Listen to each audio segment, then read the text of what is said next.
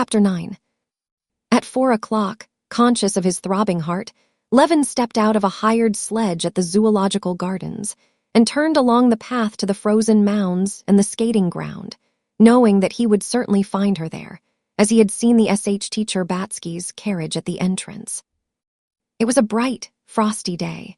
Rows of carriages, sledges, drivers, and policemen were standing in the approach. Crowds of well-dressed people, with hats bright in the sun, swarmed about the entrance and along the well-swept little paths between the little houses adorned with carving in the Russian style.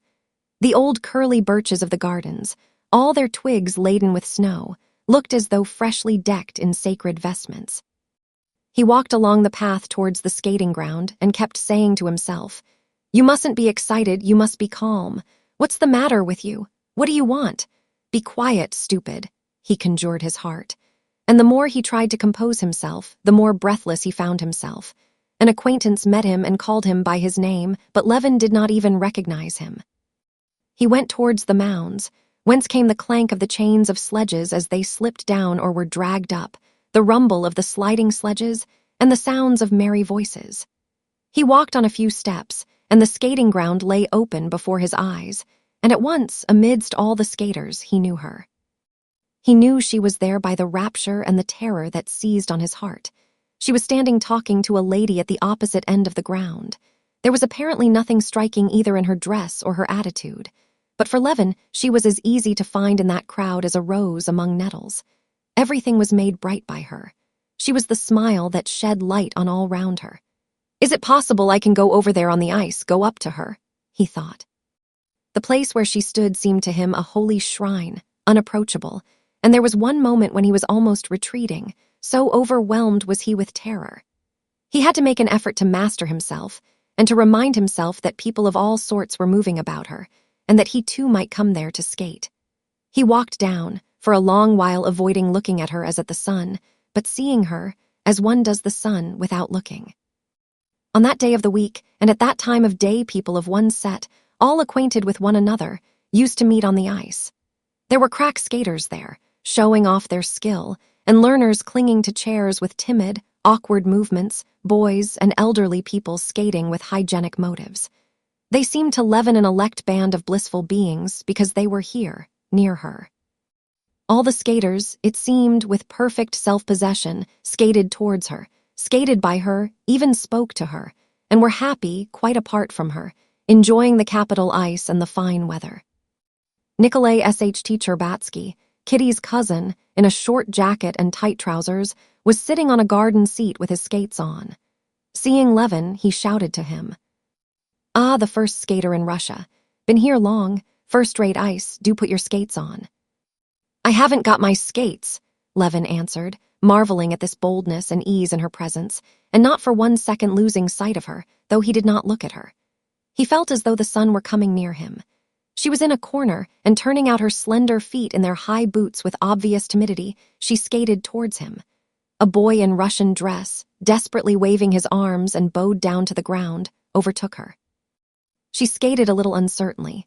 Taking her hands out of the little muff that hung on a cord, she held them ready for emergency, and looking towards Levin, whom she had recognized, she smiled at him and at her own fears.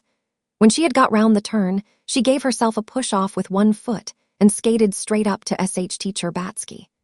Clutching at his arm, she nodded smiling to Levin.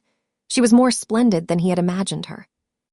When he thought of her, he could call up a vivid picture of her to himself, especially the charm of that little fair head, so freely set on the shapely, girlish shoulders, and so full of childish brightness and good humor. The childishness of her expression, together with the delicate beauty of her figure, made up her special charm, and that he fully realized. But what always struck him in her as something unlooked for was the expression of her eyes, soft, serene, and truthful, and above all, her smile, which always transported Levin to an enchanted world, where he felt himself softened and tender, as he remembered himself in some days of his early childhood. "Have you been here long?" she said, giving him her hand. "Thank you," she added, as he picked up the handkerchief that had fallen out of her muff. I've not long, yesterday, I mean today, I arrived," answered Levin, in his emotion not at once understanding her question. I was meaning to come and see you, he said, and then, recollecting with what intention he was trying to see her, he was promptly overcome with confusion and blushed. I didn't know you could skate, and skate so well.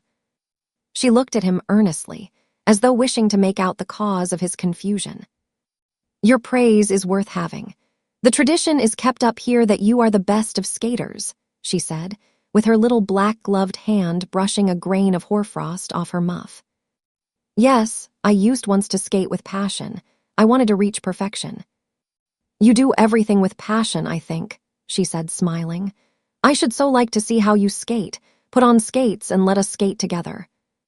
Skate together, can that be possible? Thought Levin, gazing at her. I'll put them on directly, he said. And he went off to get skates. It's a long while since we've seen you here, sir, said the attendant, supporting his foot and screwing on the heel of the skate. Except you, there's none of the gentlemen first-rate skaters. Will that be all right? Said he, tightening the strap. Oh, yes, make haste, please, answered Levin, with difficulty restraining the smile of rapture which would overspread his face. Yes, he thought, this now is life, this is happiness. Together, she said, let us skate together, speak to her now. But that's just why I'm afraid to speak, because I'm happy now, happy in hope anyway. And then, but I must, away with weakness.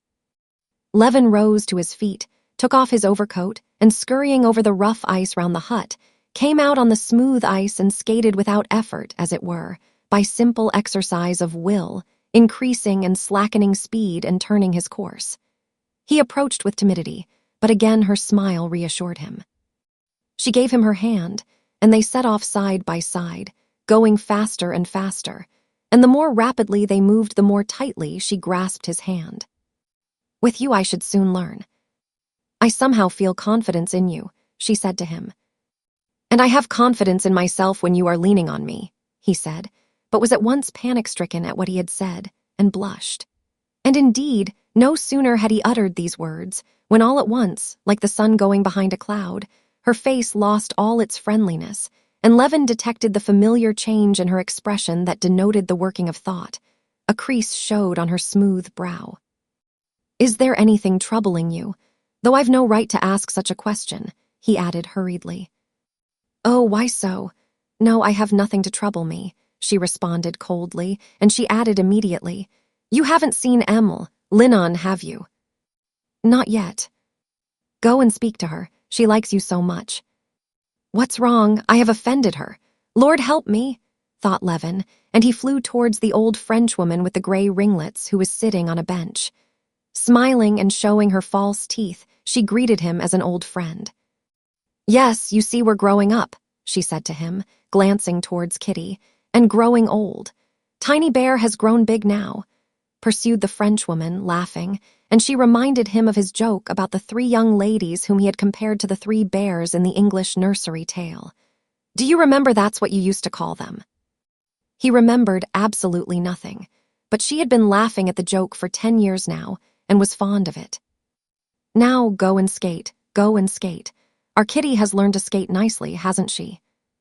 When Levin darted up to Kitty, her face was no longer stern.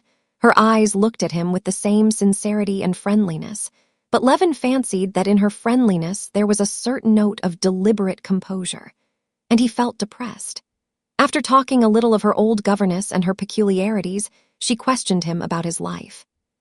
Surely you must be dull in the country in the winter, aren't you? She said. No, I'm not dull, I am very busy, he said, feeling that she was holding him in check by her composed tone, which he would not have the force to break through, just as it had been at the beginning of the winter. Are you going to stay in town long? Kitty questioned him. I don't know, he answered, not thinking of what he was saying. The thought that if he were held in check by her tone of quiet friendliness, he would end by going back again without deciding anything came into his mind, and he resolved to make a struggle against it. How is it you don't know? I don't know. It depends upon you, he said, and was immediately horror-stricken at his own words. Whether it was that she had heard his words or that she did not want to hear them, she made a sort of stumble, twice struck out, and hurriedly skated away from him. She skated up to Emil. Linon said something to her and went towards the pavilion where the ladies took off their skates. "My God, what have I done? Merciful God, help me, guide me," said Levin, praying inwardly, and at the same time, feeling a need of violent exercise, he skated about describing inner and outer circles. At that moment, one of the young men, the best of the skaters of the day, came out of the coffee house in his skates, with a cigarette in his mouth. Taking a run, he dashed down the steps in his skates, crashing and bounding up and down. He flew down, and without even changing the position of his hands, skated away over the ice. "Ah, that's a new trick," said Levin, and he promptly ran up to the top to do this new trick. "Don't break your neck, it needs practice," Nikolai SHT Cherbatsky shouted after him. Levin went to the steps, took a run from above as best he could, and dashed down, preserving his balance in this unwanted movement with his hands. On the last step he stumbled, but barely touching the ice with his hand, with a violent effort recovered himself and skated off, laughing. "How splendid, how nice he is," Kitty was thinking at that time as she came out of the pavilion with Emil. Linon and looked towards him with a smile of quiet affection, as though he were a favorite brother. "And can it be my fault? Can I have done anything wrong?